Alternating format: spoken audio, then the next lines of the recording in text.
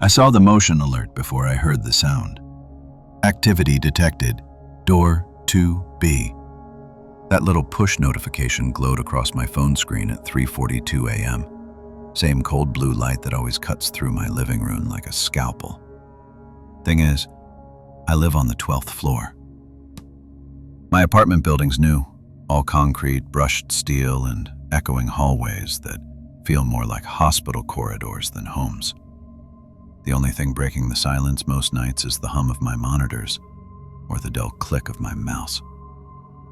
I'm a systems consultant, work remotely for companies that outsource their data management.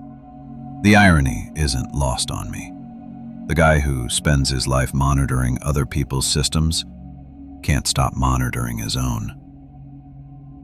That's why I installed the door cam in the first place. A top-tier smart doorbell setup, motion sensor, night vision, server logging, the works. It's synced to my phone, laptop, and my smartwatch. I knew every time someone even breathed near that door. So, when it pinged at 3:42, I didn't panic. I just looked. The hallway feed came up instantly, perfectly still, perfectly lit. No one, no movement. Nothing, no movement. Nothing but the fire extinguisher mounted on the far wall and that ugly pattern of industrial carpet running down the hall. Probably just a sensor glitch, I told myself. Still, I rewound a few seconds. The system doesn't lie. It had detected motion, and when I scrubbed back, I noticed the tiniest flicker at the edge of the frame. A brief distortion, like heat shimmer. Then my screen flashed, another alert. Activity detected, door 2B. Same location, same timestamp, except now it read 3:41 a.m. The footage was going backward. I blinked, stared, replayed. The timeline scrub bar literally reversed, frame by frame, like someone had flipped the footage in reverse playback, but I wasn't doing that. Okay, maybe the cache is bugging. But it wasn't. The metadata confirmed it. 2 clips, both identical, except for the timestamps being 1 minute apart. In reverse. That shouldn't happen. I checked the system logs. My servers were clean, the network secure, no IP anomalies, no foreign packets. And yet, there it was. Same video, time running backward, motion alert triggered twice. I tried not to think about what that meant, but something else caught my eye. The peephole reflection. That was subtle, easy to miss unless you were trained to look for data discrepancies. But I noticed a slight distortion inside the fisheye reflection of the doorcam lens. Not the hallway lights, not the red exit sign down the hall. It was a room. My room. The reflection wasn't of the hallway at all. It was showing the inside of my apartment. I stood with it, leaned forward, breathing shallow, zoomed in, frame by frame. I could make out the faint outline of furniture, my couch, the corner of my desk. And in one frame, just for a second, something vertical, a shape, a silhouette standing by my table. That's impossible. I didn't have mirrors near the door. The peephole is convex. It reflects outward, not inward. There's no physical way for it to capture the interior of the room unless the image source was inverted, which would mean someone flipped the camera orientation from the inside. I turned around slowly, eyes tracing the shadows behind me. My apartment was dark except for the soft blue of my monitor glow. The air felt thicker. I got up, checking every corner, every lock. Nothing disturbed. Everything where I left it. Still, I couldn't shake that thought. The reflection had shown something inside. I opened the door. The corridor was empty, cold. I checked the doorbell, perfectly intact, still screwed in, the lens pointing straight down the hall. I ran diagnostics, firmware normal, network stable. Still, I reset it. I went back inside and sat on the couch, trying to steady my breathing. I opened my laptop again. Same motion alerts, same timestamps. Except now, there was a third one. Activity detected. Door 2B, 3:43 a.m. I didn't want to click it, but I did. The clip opened to blackness for the first 2 seconds. Then light flickered, the hallway again, still empty. But there was something faint this time, an audio hiss, like the static of an old CRT television. Then a whisper, not clear but audible, a male voice, deep, hoarse. It said something like, "He's watching too." I muted my speakers, replayed, listened through headphones. Same whisper, same line. And right after it, a soft knock. Except that knock wasn't on the video. It came from the door. I froze. Every muscle in my body went rigid. The sound wasn't loud, just 2 gentle taps. But in the silence of that apartment, it was deafening. I turned slowly toward the door. The peephole glowed faintly from the nightlight in the hall. I stared at it for a full minute, not breathing. Then, another knock. I whispered, "Who's there?" No response. I approached, careful, one slow step at a time. Looked through the peephole. Nothing, just the hallway, still and sterile as ever. I stepped back, waited. Nothing else. I tried to laugh it off. Told myself it was probably a neighbor drunk from the bar downstairs. Maybe they knocked the wrong door. Yeah, sure. That had to be it. Morning came eventually. The sky over the city was a dull gray smear through the blinds. I hadn't slept. I replayed the footage again and again. That whisper haunted me. I even checked the spectrogram data in my audio editor, and you know what? The waveform looked too clean. No background noise. No compression artifacts. It wasn't picked up by the door mic. It was injected, like someone edited it into the stream after the fact. But who? That night I sent an email to the manufacturer's support. "Hi, my doorcam feed is looping backward timestamps and detecting motion when there's none. Audio anomalies in logs. Please advise if firmware or cloud sync may be compromised." I hit send, closed my laptop, tried to relax. Then my phone buzzed. It was a reply. Instant. Timestamp 3:42 a.m. "Thank you for contacting Ring Support. A technician will review your footage shortly. Please remain near the device for verification." I frowned. I hadn't attached any footage, and support doesn't operate that late. I checked the sender's address. It wasn't official. It was blank. No domain, no metadata, just ring.support@, followed by nothing. I unplugged my router, yanked out every cable, but the camera light stayed on. That little blue ring glowed faintly, even without power. I covered it with tape, went to bed. I woke up around noon. The tape was gone.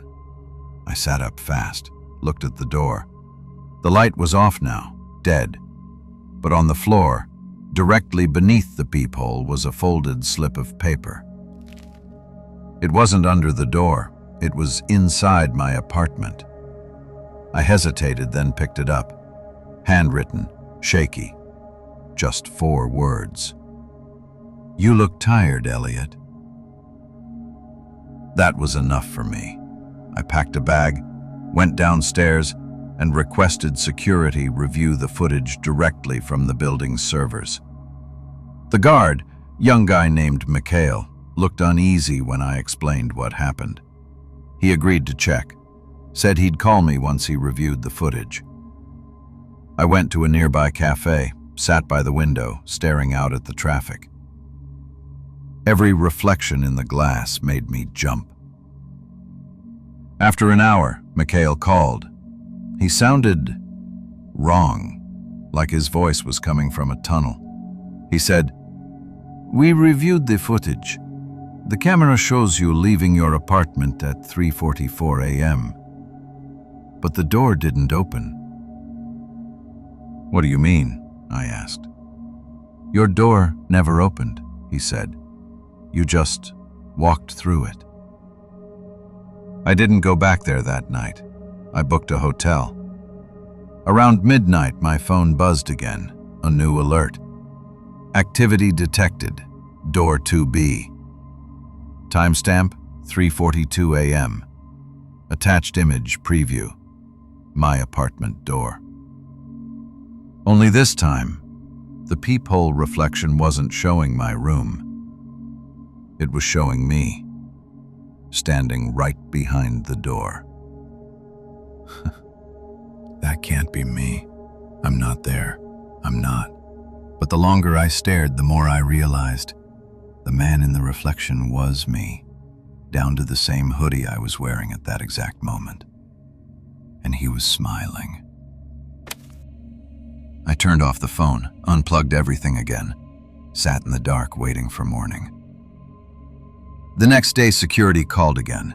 They wanted to perform an internal check, said a technician would meet me at my apartment at 4 p.m. I didn't want to go back, but something in me needed answers, so I went. The hallway looked the same, too quiet. My door stood at the end, 2B, brushed steel number plate gleaming under the flickering fluorescent light. I unlocked it slowly, pushed it open. The air inside felt wrong, cold, stale. My computer monitors were on even though I'd unplugged them. Static hiss filled the speakers. And then, from the darkness of my kitchen, came a soft voice. "You came back." I turned. Someone stood there, same height, same build, wearing my hoodie. He smiled, and then he said in my exact voice, "We've been watching too."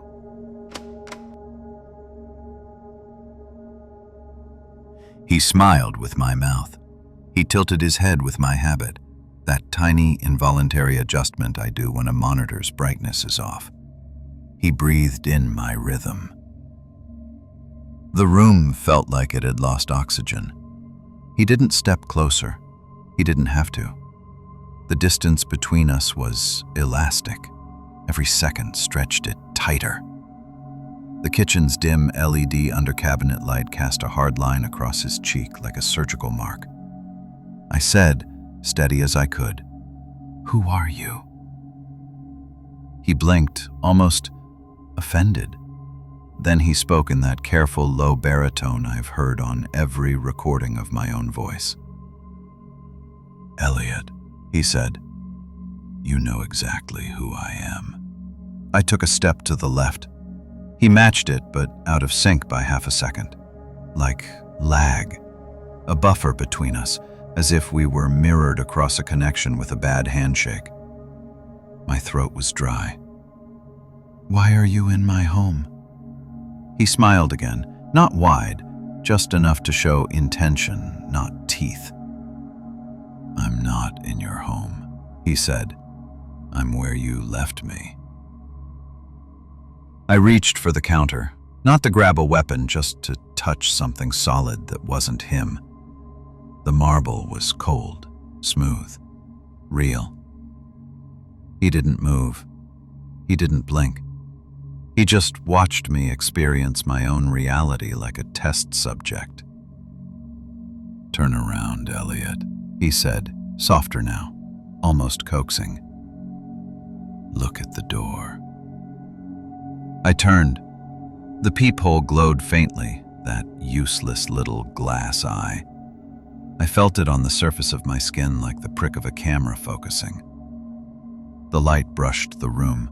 The air carried a hiss. I faced him again. "What do you want?" He glanced toward the living room, toward my desk where the monitors were awake and black, reflecting only shadows. Then, in a voice barely above breath, "To help."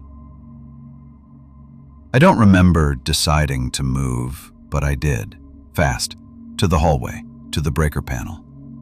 I flipped the main. Everything went dark. And in that instant, he vanished. Not by stepping out, not by speed. No rush of air, no motion, just gone. The darkness was absolute. I stood there with my hand on the panel, heart slamming, counting my breaths to keep control. 1, 2, 3. From the far side of the apartment near the door, a soft tap reached me. I stayed in the dark, waited. Another tap. I whispered, not sure to whom, "No." When I turned the power back on, the apartment woke with a low electrical sigh. Fridge compressor, router's boot sequence, monitor post beeps. I moved carefully back to the desk, every step measured. Both monitors came up black, then gray, then the login prompt. Except there was no password field. There was only a full-screen video window labeled Door 2B, Live. I told myself it was a cached page. I told myself 100 ways it made sense. Then I watched the stream sharpen. The hallway came into focus. Empty, but in the peephole reflection, the same inverted convex sliver of my interior. I stood at the kitchen, one hand pressed to the breaker box. I looked exactly as I had 10 seconds ago. Not live, not playback, not possible. I snapped the browser closed. The window opened again on its own. I shut the monitor off with the physical button. The second monitor lit the stream in my face. "Okay," I said out loud just to prove I still existed in the space of sound. "This is a hijack, a feed spoof. You don't get to." The video froze. A white text overlay appeared across the image, within the video itself, like subtitles. "Elliot, stop talking to the air. Talk to me." I turned slow back to the kitchen where he had been. Nothing there. I swallowed. "Say something, then." The video brought the hallway into razor focus as if a lens tightened from the other side. Another line of text. "I already did. Listen for it." I unmuted the stream. Silence. Then, very faint, a sound I couldn't place for a second. Not footsteps, not breathing. It was the noise of fabric sliding against wood, like someone in a hoodie leaning their shoulder to a door from the other side. The door made a tiny sound in my periphery, not open, just flexed by pressure. I stared at it until my eyes watered. No movement, no shadow under the seam. Then my phone buzzed. Another alert. "Activity detected. Door 2B, 3:41 a.m. I checked the time on my laptop. It was 4:13 p.m. I opened the alert. This clip consisted of exactly 3 frames. The first a black shot, the second the hallway, the third my living room, unmistakably, but empty, and the text, "Wait." The intercom buzzed. I jumped. The desk phone blinked red. "Building security." I answered. "Elliot," Nikhil's voice. "The technician is here." I didn't. My voice cracked. I didn't schedule one. Management did, he said. We had anomalies. Could be wiring. He needs access. I hesitated. Then, send him up. I moved quickly, swept cables together, wiped the counter with the back of my hand. Nothing to hide, just nervous tidying. A minute later, down the hall, then a sharp, professional knock. I looked through the peephole. A man in a dark jacket with a lanyard, camera bag, no smile. I opened the door. He held up a plastic card that said his name was B. Reeves and the tiny print of a security vendor. Good afternoon, he said. Voice flat, but not unfriendly. We're seeing unusual switching events on your floor. You filed a ticket? I nodded. Yes, my feed's wrong. He glanced over my shoulder, scanning the silent room like it was a stage between scenes. May I? I stepped aside. He walked in, moving with that precise economy of someone who's done it too many times. Bag down, laptop out, a small device clipped to my router like a remora. Your camera is still drawing power, he said, even with the breaker you pulled earlier. He flipped a tool in his hand. Don't worry, not magic.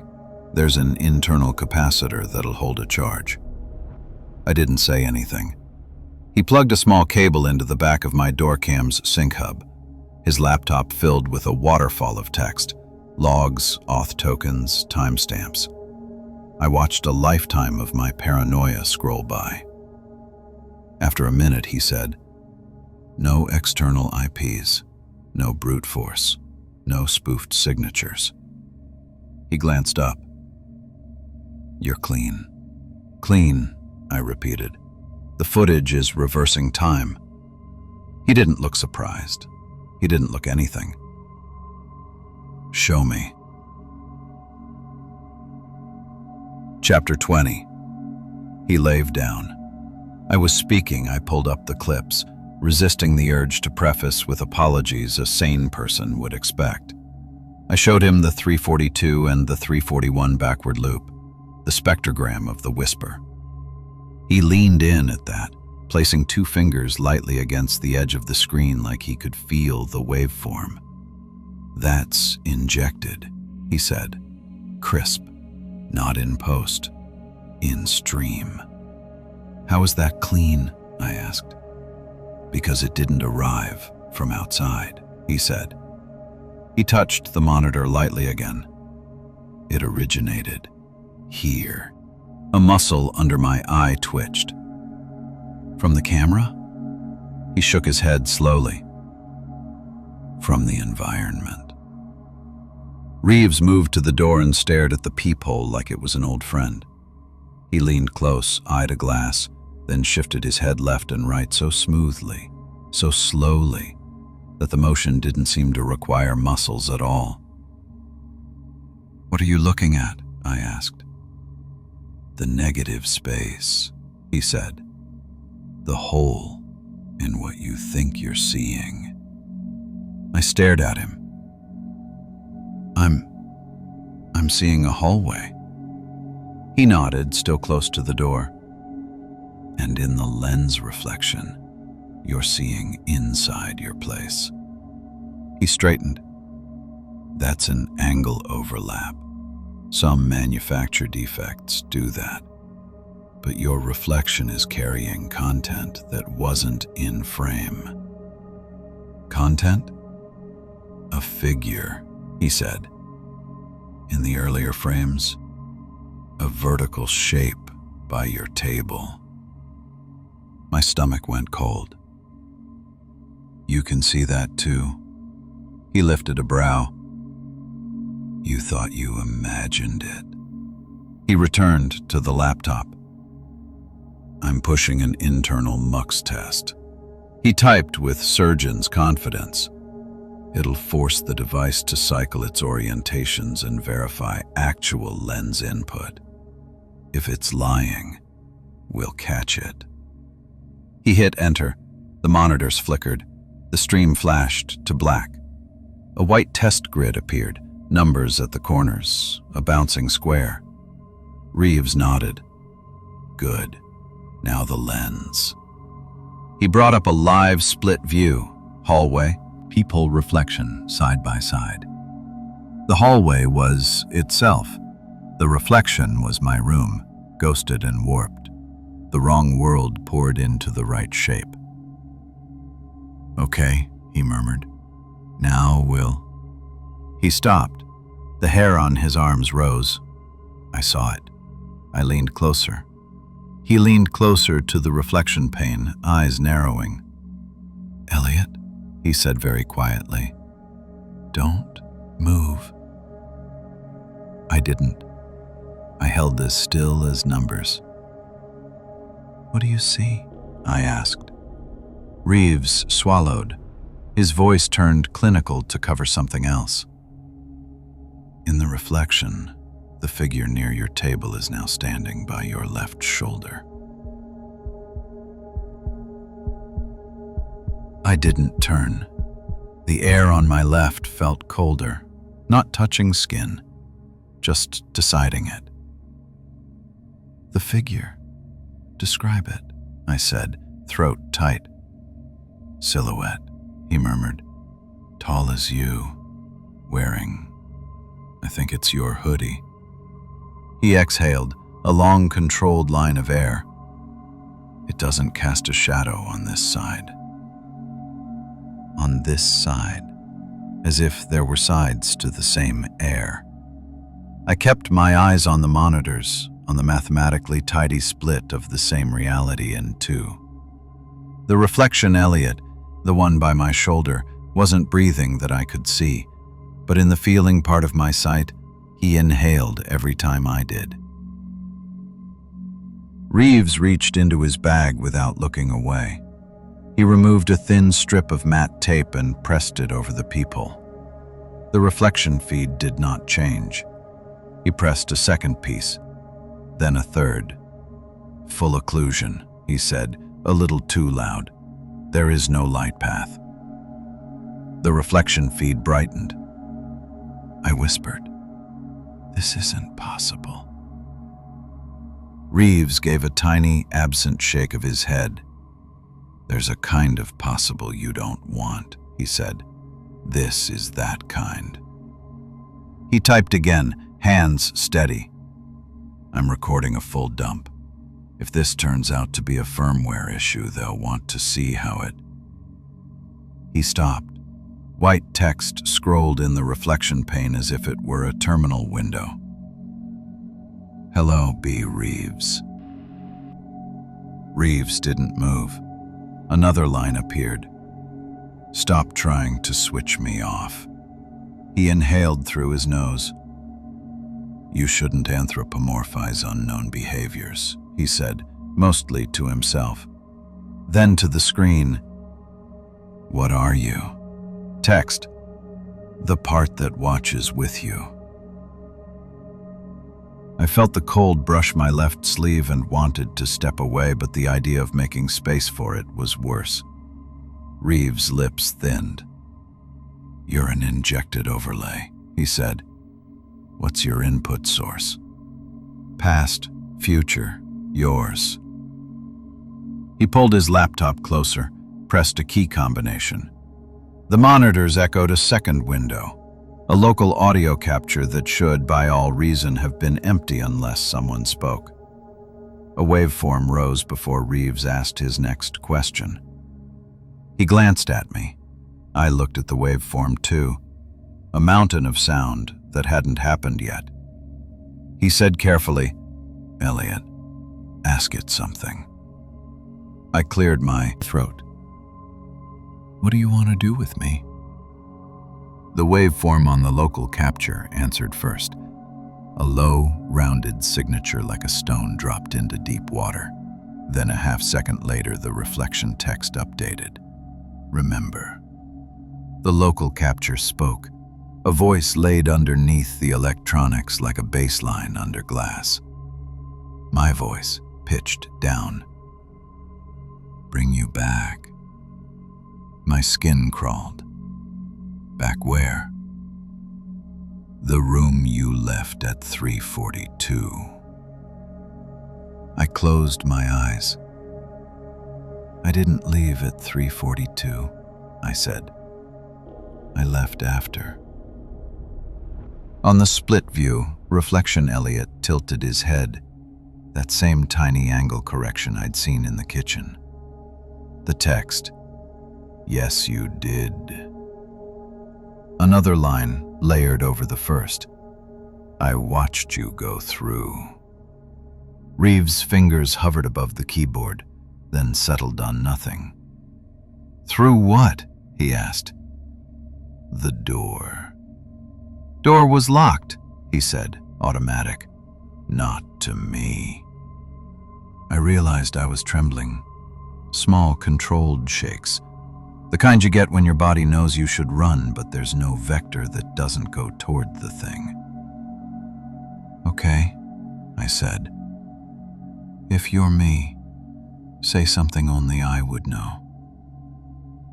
The local audio capture bloomed early again, as if it were bored with the delay of cause. It murmured, "3rd grade. Your teacher tore your notebook, and you took the pieces home and taped them under your bed. You still keep them." My mouth went dry. Reeves didn't look at me, which I was grateful for. A low thrumming started in the room. Not a sound exactly, but a pressure differential, like a sub-bass test in your chest. The reflection feed shivered, pixels trembling microscopically around the edges. Reeves snapped into motion. "We're disconnecting." He reached for the router. The monitors threw a frame of white. The hallway feed popped to black. The reflection held steady, impossibly bright against the loss of any network. He pulled the camera's sync hub out of the wall. The little blue ring on the door cam came on anyway, bright as a living eye. Reeves raised both hands like a man facing a skittish animal. "Okay," to me quietly. "We'll let it play out. The mistake people make is trying to force this back into the shape of normal." "That's a mistake?" "Like pulling a fish out of water because you think it's drowning," he said. "You kill it either way." He went to the door again, touched the tape, still sealed. He looked at the seam where the door met frame. "When did you last rehang this door?" "Never. They installed it when I moved in." He nodded, more to himself than to me. "If I say don't touch it, will you listen?" I didn't have a better God than someone else's confidence. "Yes." He sat on the floor between the door and the desk, back to the wall, eyes on the split view where the reflection stood by my shoulder without a source. He put the laptop on his knees. "We need to map it." "Map what?" "The latency. How far the other you is from you in time." He tapped. The screen added a millisecond counter beneath each pane. "You move your right hand on my signal. We'll watch which side moves first." "Okay." He raised 3 fingers, lowered them one by one. I lifted my right hand. On the reflection pane, my other hand raised before mine, exactly 0.47 seconds early. The hallway feed didn't change. He clicked his tongue softly. Again. We did it 5 times. The lead grew each attempt, 0.51, 0.59, 0.63, 0.71 seconds. Reeves's jaw flexed. "It's widening. What happens when it hits, 2 seconds?" He didn't answer. On the 6th attempt, the reflection didn't wait for the signal at all. It moved the hand when it wanted, then smiled. A small, deliberate smile that threw a hot pin of panic right through my sternum. The local audio feed wrote a waveform in advance like a signature. Then the voice, my voice, played. You always wait for permission. I took a step back. Reflection me stepped forward, closer to my shoulder in the reflection. The room temperature dropped. The split view shimmered. Reeves said, Elliot, do not leave the frame. I'm not, I breathed. I'm not moving. It is, he said. It's about to touch you from the wrong side of the glass. I felt it then, not a hand, not skin, but the idea of a grip closing over my left shoulder, like a memory of someone who never touched you. I flinched, just a tiny defensive pivot. On the reflection, the other me reacted before my flinch, grimacing like he'd been struck. Reeves whispered, Okay, that's our vector. He tapped in a string of commands so fast his fingers blurred. I'm putting the feed into a write-only dead buffer. It'll take, but it won't return. If it's parasitic on reciprocity, we starve it. The monitors clicked. The split view collapsed into one pane. Black. Silence. For 3 whole breaths, nothing happened. Then a slow scrape came from the door, like fingernails pulling tape. Not tearing, lifting. Reeves stood. Do not. The tape on the peephole bubbled, as if air were moving from inside the glass outward. It swelled, then sank, then peeled at the edges without ever showing a hand. I tasted metal. The tape fell, all 3 pieces, soft as ash. The peephole looked back at us, pure and unblinking. Reeves's voice was a flat line. We're leaving. I thought, we have a vector, he said. We leave now or it maps us. Once you're a coordinate in its system, it doesn't need doors. We moved fast. He grabbed his bag in one motion and headed for the hall. I followed. Keys, phone, wallet, breath. He opened the apartment door. It swung easily, tape scrunched on the floor. Blue ring, blooming to life like a pupil dilating. As we stepped into the hall, the overhead light flickered. Not the random stutter of a failing ballast, but a counted sequence. 3 long, 2 short, 3 long. I looked at him. Morse, he said. SOS. We didn't run. We walked, too quickly to look calm, to the elevator. The digital display read 12. I jabbed the down button. The doors slid open at once. Inside, no one. But the back wall of the elevator cabin reflected us in steel. Me, pale and tight around the eyes. Reeves, composed but with a tremor in the corner of his jaw. We stepped in. The doors closed. The elevator didn't move.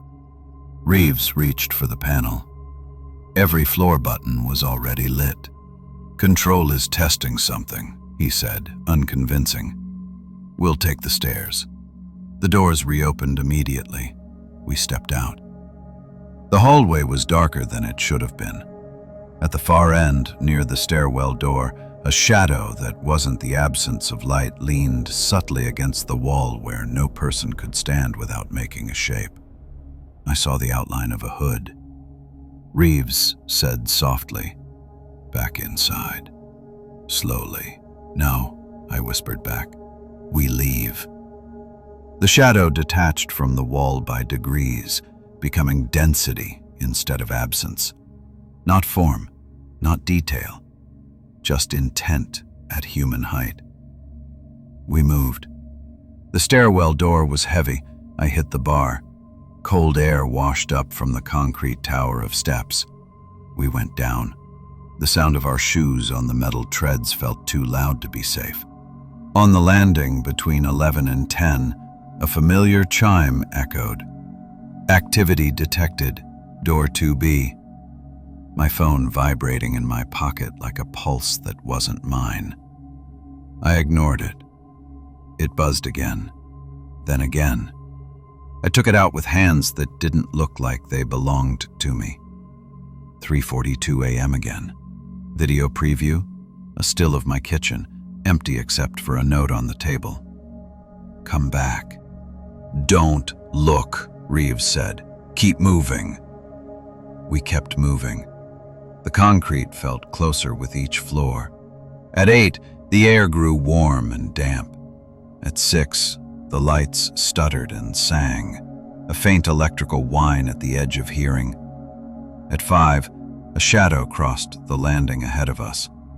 Not a person, not a thing, just the idea of a decision stepping aside. We reached the lobby door. Reeves pushed through. The lobby was too bright, too white. The security desk sat empty. Cameras watched with polite, blind eyes. He led us past the elevator bays to a service corridor lined with gray doors. At the end, electrical servers in block letters. He swiped a card. The panel blinked green. Inside, the hum of the building's spine. Racks, cables, the warm exhale of machines that don't remember or forget, only continue. Reeves set his bag on a metal cart and started plugging in. We prove it here, he said. If the building backbone is clean, we isolate your node. If not, then we're dealing with a system-level apparition. He glanced up, seeing my face. My word. Not the right one, but you know what I mean. I don't, I said honestly. He softened by a millimeter. It's okay. Then returning to work, brisk again. There, watch. He mirrored a terminal to a mounted screen. He dialed through subnets, MAC tables, segmented VLANs, and the building's local storage. These units hold door feeds temporarily. If something wrote to the archive, we'll see the signature. Lines of directories scrolled. He opened 2B, a list of clips by timestamp, orderly as a ledger. Pick one, he said. I chose 03:42:07. He played it. The hallway glowed, empty, and ruled like graph paper. Then the peephole reflection brightened and I watched my back move through my apartment. A copy of me crossing a space I wasn't in. Pause, Reeves said. He zoomed the reflection as best as pixels allowed. There, faint but undeniable, was the hoodie. My hoodie, stretched across shoulders braced against a pressure not present on this side of the recording. He exhaled. You're not crazy. I laughed, a broken little sound. I didn't think I was. He nodded. Good. Then his voice changed. Look, in the frame's metadata overlay, the scatter of numbers a building network doesn't bother to hide, the new field was there, not a standard property at all. Echo, 00.71. The exact lead we measured upstairs. Look this, someone wrote a tag, I said. That could be a prank. It's not written to a file, he said. It's written to the stream. He closed his eyes for a second, collected himself very precisely, then opened them again. We're going to do two things. One, we escalate to building management that your unit is unsafe. Two, I send a vendor signature request to the manufacturer and get their internal engineer to look at this. Not the front door support, the back end. No sense pretending this is consumer grade. Okay, I said. Okay. He began typing an email in a tone that was a knife. Cold, sharp, concise. His message contained the words, unsafe, echo field detected, originating locally, client at risk. He CC'd 3 addresses with domains I didn't recognize. Send, he said. He looked at me. His eyes were tired suddenly, too human for the room. You're not staying in the apartment tonight. I shook my head. No. Good. He closed the laptop. There's one more thing. He took out his phone, turned it so I could see the screen. A photo, blurry, likely zoomed from a still, of the peephole reflection showing a man in a hoodie standing too close to the lens. "Why are you showing me that?" I asked. "Because I took this on another floor last year," he said. "Same stream signature, same echo field. They assigned it to a firmware regression and pushed a patch. The tenant moved. There have been no complaints since." "What floor?" He hesitated, then 2B. I stared at him. That can't. He pocketed the phone. "Buildings like this reuse floor plans." His voice softened, almost apologetic. "Sometimes they reuse problems." My phone buzzed again. Activity detected. Door 2B. I didn't open it. I said, "What if it doesn't want me to leave?" He looked toward the racks as if the answer might be hiding between the fans, then back to me. "It doesn't want anything, Elliot. It does. That's worse." We left the server room. The lobby had re-inhabited itself with people who didn't know they'd been absent. 2 residents arguing softly near the mailboxes, a courier scrolling his phone, Mikhail returning to the desk with a paper cup. Reeves went to him. I drifted, listening to the building's heartbeat through the soles of my shoes. "Management will inspect," Reeves said when he came back. "They'll put a sign on your door. You won't be allowed in until they remove the hazard." "That's good," I said. "It's a metaphor," he muttered, "but it buys time." He walked me to the sliding glass doors. Outside, the street noise felt fake. Car horns and voices laid over a track of quiet I couldn't unhear. The wind off the river was cool, real, clean. "Go to a hotel," he said. "Use cash. Don't check your door feed. Don't talk to it. Don't give it your timing." "My timing?" "You," he said, tapping my chest with 2 fingers, "are a rhythm. It's learning your measure." He started to turn away, then paused. "There's a sentence you'll want to send at some point." "What?"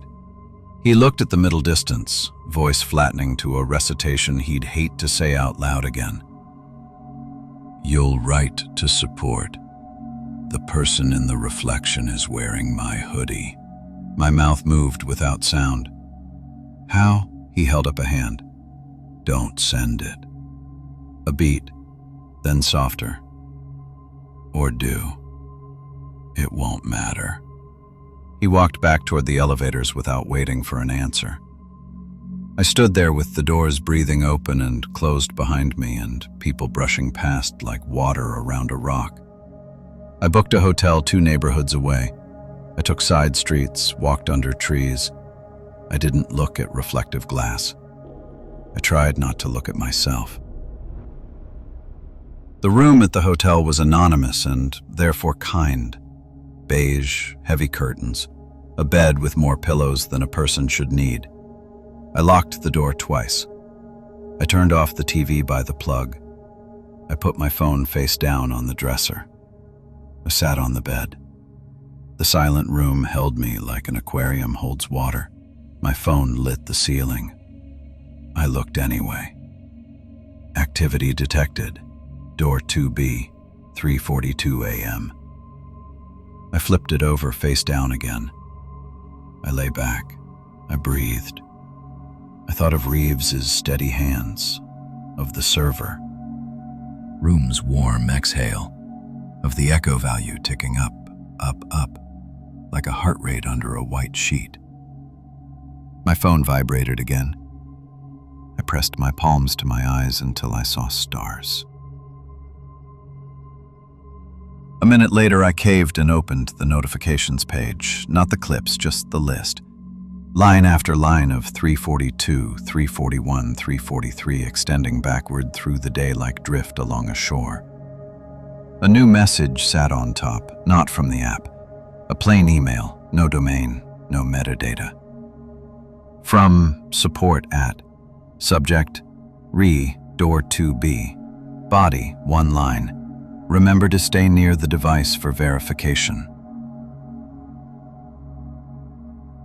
I wrote a reply I didn't send. There is no device where I am. I stared at it. I deleted device and typed door. There is no door where I am. I deleted the whole line. I put the phone in the room safe like that would matter to an idea. I lay in the dark, hands folded on my chest like someone waiting to be lowered. I listened to the hotel's AC cycle. I listened to my breathing. I waited for sleep the way you wait for a verdict. When it came, it didn't take. I woke to a sound like wool being rubbed between dry fingers, fabric against wood, very near my left ear. I turned my head. The hotel room door stood across the room, ordinary and wide awake. Something cold pressed lightly onto my shoulder. Not a weight, a marker. My phone in the safe buzzed. I could hear the faint B sound even inside the metal. I knew what the notification would say. I knew what the preview would show. I whispered to the emptiness, to the idea, to the part that watches with me. What happens if I open it? The answer came from two places at once. The local audio of my skull and the future of a clip I hadn't played yet. My voice, speaking like a man who already did. You won't need a door next time. I wrote it. I woke up in the hotel with the taste of the building still in my mouth. Dry dust, cold metal, and that clean, awful absence that follows a sound you can't prove. I didn't check my phone. I didn't check the door feed. I lay there and listened to the AC cough itself to sleep. By noon, I'd decided. I needed proof for someone who could erase this from the world or from me, whichever happened first. I needled myself with rationalizations, chain of custody logs, vendor acknowledgments, third-party verification. If I made it boring enough, I could survive it. So I called building management.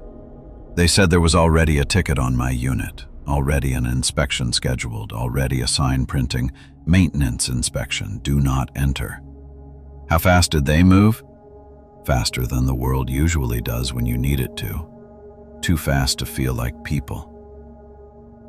I went back anyway. The lobby smelled like lemons and printer toner. Nikeo was at the desk, eyes road-mapped with fatigue. When he saw me, something in his face tried to stand up straighter and failed. Elliot, he said. Management asked me to escort you. Only 5 minutes inside. Then we seal it. Where's Reeves? I asked. Off-site, he said. Said he'd send a report. Didn't say to who. I nodded. That sounded like him. Present until the moment presence became data, then gone. We walked to the elevator. The stainless steel doors showed a thin, warped Elliot beside a thin, warped Mikhail. We rode to 12 with our reflections, and every ding felt like a measure in a song I didn't want to learn. The hallway outside 2B was bright and over-clean, as if light could disinfect timing. There was already a plastic sleeve taped to the door with a printed notice, "Do not enter." Beneath it, a yellow cable tie looped through the handle, waiting to be cinched. My door's blue ring was off. Nothing moved. Nothing breathed. Nothing needed to. Nikeo cleared his throat. 5 minutes, he repeated. We record with my body cam. You retrieve essentials. You leave. And after? They seal it, he said. They look. His eyes slid away. Or they pretend to. I unlocked the door. Cold air brushed my ankles like a patient hand. We stepped inside. It smelled faintly of ozone and something wet that wasn't water. I didn't look at the monitors. I didn't look at the peephole. I looked at the floor, the couch, the table. Things. That's what survival is sometimes. An inventory. Phone charger, I muttered. Laptop, wallet. And I walked to the desk, to the little drawer where I keep the taped notebook pages from 3rd grade. Stupid, talismanic, but mine. This. Mikhail hovered near the door, the way security people do when they want to both help and leave. His body cam's red light winked patiently. I grabbed a duffel and started to pack. T-shirts, portable SSD, the small lockbox with my backups. I kept my breath level, shallow. Don't disturb the air. Don't wake a pond by discussing the bottom. Then, my desk monitor ticked alive on its own. No boot splash, no login, just that window with its neat title bar. Door 2B. Live. Elliot, Mikhail said. Did you touch? No, I didn't move. The hallway image sharpened. Empty, clean, a diagram of safety. In the peephole reflection, my living room, our living room, from the other side. A man in a hoodie stood inches from the lens, face too near for focus. Nothing but a mouth and the suggestion of a nose and the shine of an eye that wasn't lit from this world. My throat made a sound like a zipper catching. Mikhail took a step toward the monitor, his body cam angled down. He whispered, "Who is that?" I said nothing because I knew, because I had always known and just refused to put grammar to it. The text overlay bled in, white and soft like fog. Do not seal. Mikhail flinched. He looked at the door, then at me. We're leaving. We have to take the footage, I said. If we go now, it's just a story. 5 minutes, he said again, as if rehearing a rule could turn the rule into a shield. 4, now. On the monitor, the man in the reflection lifted a hand, the same hand I had cut at the knuckle last week on a bent USB shell, and pressed his palm to the other side of the lens. The peephole grew faintly brighter under the pressure. I heard it in the room, a soft glass moan. I walked to the door. Mikhail hissed my name. I didn't touch the tape sleeve or the tape. I touched the wood lightly, just a hello to the material. Cold traveled up my finger bones like a thought that didn't belong to me. Behind me, the monitor changed. The hallway dropped to a deeper exposure. The reflection lifted. I watched my shoulder rise and fall in the wrong world.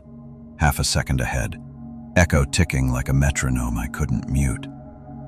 Mikhail said, "This is... no." He backed away toward the threshold. "Elliot, we're done." I nodded without turning. 2 more things. My voice sounded wrong, like a recording played on a slower machine. I need to send an email, and I need to listen. Listen to what? To see if I talk, I said, before I do. I went to the desk and opened my mail. A draft already waited, the subject line filled, repeating door 2B, empty body. Cursor blinking like a pulse. My fingers hovered. What do you send when you want help and a confession at the same time? I typed, "The person in the reflection is wearing my hoodie. Simple, ugly, unmistakable." I didn't hit send. In the room, a soft fabric on wood sound began, left of me near the door, like a shoulder, leaning. The local audio capture window, minimized in the corner, drew a waveform before the world supplied the noise. I unmuted it. My voice, the one from the wrong side, spoke under the electronics like a low bass note. "Elliot, come closer." Mikhail swore in a language I didn't know he had. He moved between me and the door, not quite facing the peephole, shoulders squared to a problem without form. "Do you want to breathe?" he asked, too calmly. "Let's breathe in the hallway." "Wait," I said. On the live hallway feed, the outside light flickered, 3 long, 2 short, 3 long. SOS. On the reflection, me, that other me, tilted his head, the tiny brightness correction I never notice until I catch myself doing it. He did it first. He smiled with restraint that felt like love, diseased. The text overlay printed, "Do not seal, do not leave, do not look away." A second layer of text bled over the first. "We are watching too." I stared at the words until they no longer meant words. Mikhail reached for my arm. "Now, Elliot." 30 seconds, I said. His jaw flexed. 20. I turned back to the draft and started adding the details the boring world would require. Timestamps, firmware versions, echo values, making it paperwork, making it survivable. The way you fix a nightmare is to ask it for a purchase order number. Then I heard it, soft, like a fingertip on the other side of the lens, drawing circles in the glass. The peephole gave the tiniest kiss of sound. I looked, not through the peephole, but at it. Within the convex black, something changed. A glint like a camera aperture closing down from inside the world within. The blue ring around the door cam woke, faint, then brighter. No cable was connected, no power was present. It glowed anyway. Mikhail's body cam caught my face turn. He stepped closer to me, to the frame, to the problem. "Back," he said softly. "Behind me." "I'm okay," I lied. He didn't move. Neither did I. We stood like cutouts set at the edge of a machine. The monitors flashed white, then gray, then black. The reflection, then black. The reflection pane remained and brightened, sharp as glass. My apartment from the wrong side looked cleaner than mine, crisper, as if that version loved surfaces more than I ever could. My phone, face down on the table, buzzed. "Activity detected. Door 2B, 3:42 a.m. I didn't flip it. The screen bled light sideways. A preview glowed, a still frame of my door with a note taped to the inside. "Stay near the device for verification." Mikhail whispered, "They're not sealing it. They're naming it." "I know," I said. "My own." He pulled the yellow cable tie from his pocket. "We'll do it anyway," he said. "We seal it. We go. We tell them it's sealed." "Go ahead," I said, eyes still on the reflection. "Try." He threaded the tie through the handle and around the bracket, pulled. Click, click, click, tight. He tugged. It held. On the reflection, the tie wasn't there. The text overlay updated. "You can close your side." A second line. "Our side stays open." Mikhail's hand dropped. He took one step back, then two, like heat had reached the soles of his shoes. "Okay," he said. "We're done." We turned to leave. The door knocked behind us. Not loud, tender. 2 polite taps from a neighbor who knows your name. Mikhail didn't look back. He put his hand on my shoulder and guided me to the threshold. I could feel him shaking, a small, heroic tremor. He reached to pull the door closed behind us. The tie snapped, like a piece of dry spaghetti. We both stared at the yellow half circle on the floor. Nikhil's mouth opened and closed once, searching for a vocabulary that had never needed to exist. The door eased inward, slow as breath. I saw it then. Not a face, not detail, but distance disturbed, the way heat disturbs a road above blacktop. A presence bent the doorway a fraction and then held there like the world were a skin it could push through. I spoke first because I couldn't survive waiting. My voice came out low, too sure. "What do you want?"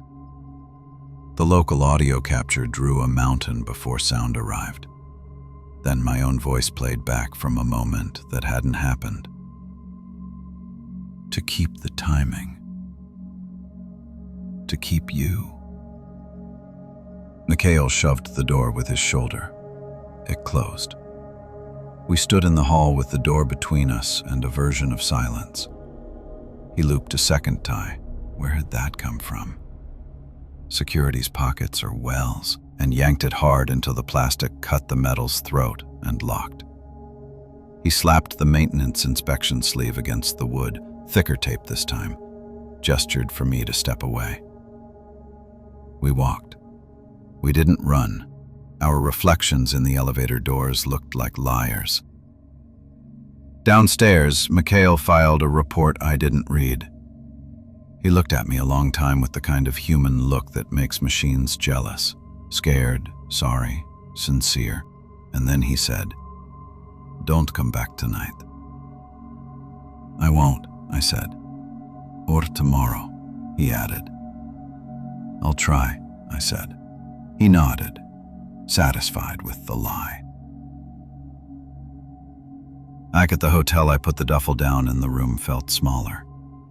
The curtains made a hush sound when I closed them. The AC made a sound like thinking.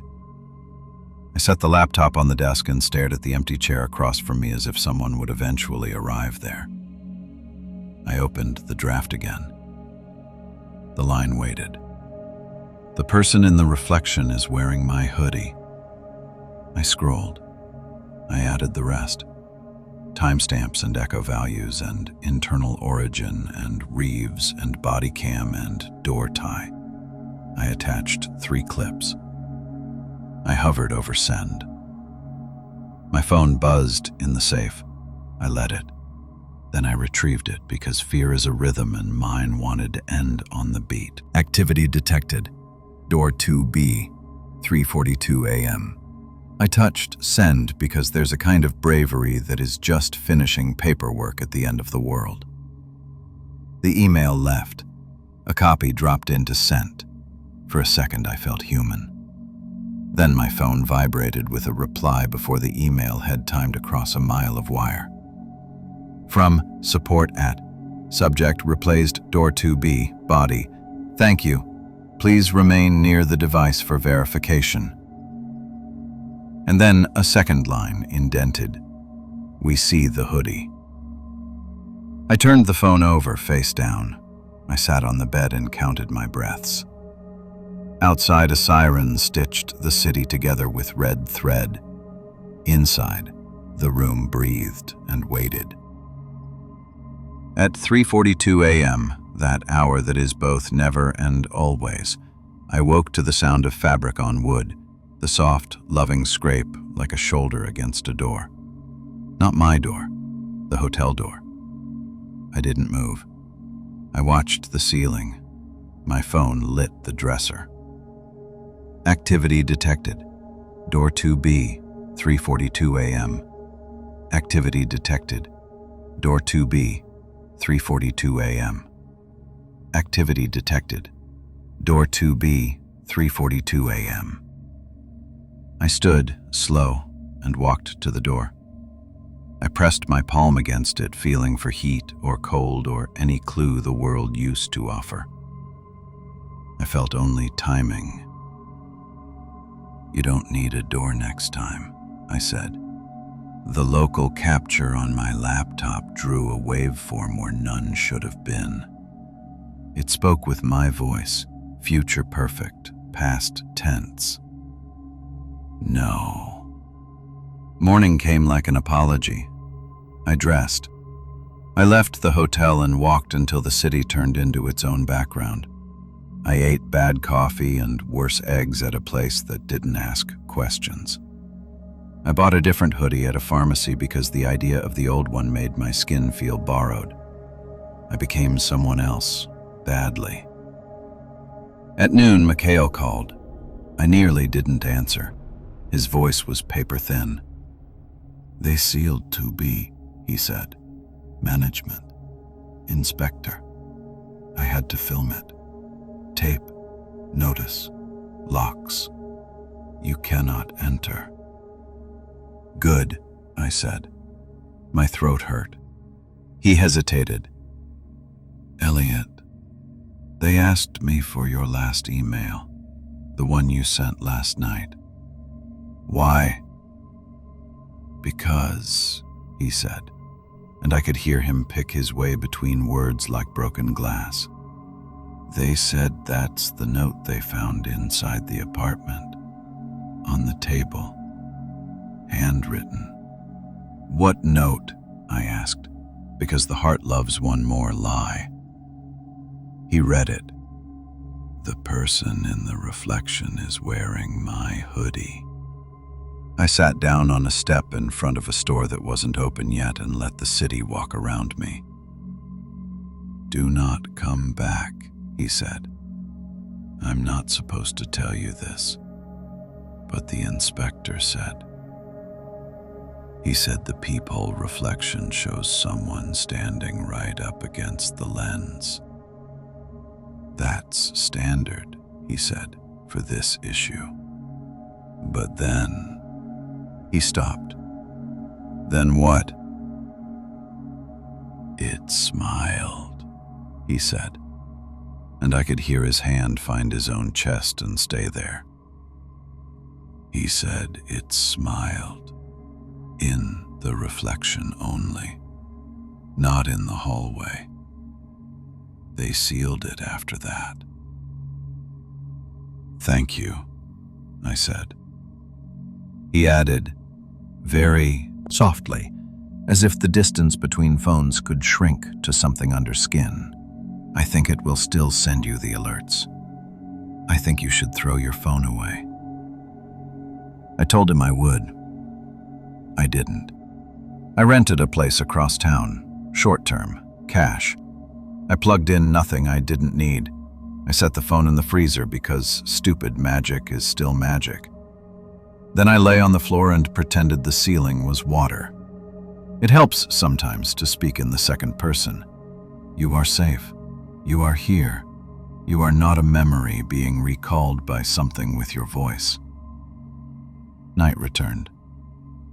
It always does. At 3:42 a.m. exactly, even through the freezer door, the faintest insect buzz leaked out like a laugh pressed between two teeth. I didn't move. I watched the dark and tried not to imagine that the dark watched back. The sound stopped. A quiet minute passed. Then another. Then a soft tap came from the inside of my own head, the remembered sensation of knuckles on wood reproduced by the brain like a phantom limb. I breathed out. "I'm not coming back," I said to the empty room. "I'm not opening anything." The answer came less like sound than like permission, pinned to me by a sentence that existed before I thought it. "That's okay. You're already through." Later, days or hours or a sequence that refuses units, someone from management emailed a group thread I wasn't supposed to see. BCC errors are the last honest accidents. The subject line said, "To be sealed, maintenance." A PDF was attached with a grainy still, the hallway outside my door, the notice taped, the tie looped, the blue ring calm. In the peephole reflection, inches from the lens, a face was near enough to read the pores. No mirror, no hallway, only inside. The mouth was half open like it was about to speak. The eye looked a fraction left toward where I would be standing if I were there, as if listening to something I hadn't said yet. I've stopped checking the feed. I've stopped keeping devices near me after dark. I've tried to stop inhabiting timing the way I used to. But sometimes, when a door anywhere knocks, a neighbor, a delivery, a janitor's broom, my hand lifts a moment too early and I see the other version of me finish the movement before I do. It's small. It's quick. It's ours. I lower my hand and pretend I didn't notice. I remind myself, don't explain everything. I picture the sealed notice and the plastic tie and the blue ring pretending to sleep. I think of that last, stupid, necessary line in my email. And at night, when the wind uses the building as an instrument and the city plays its blind song, I hear a whisper right behind a door I don't own anymore. We are watching, too.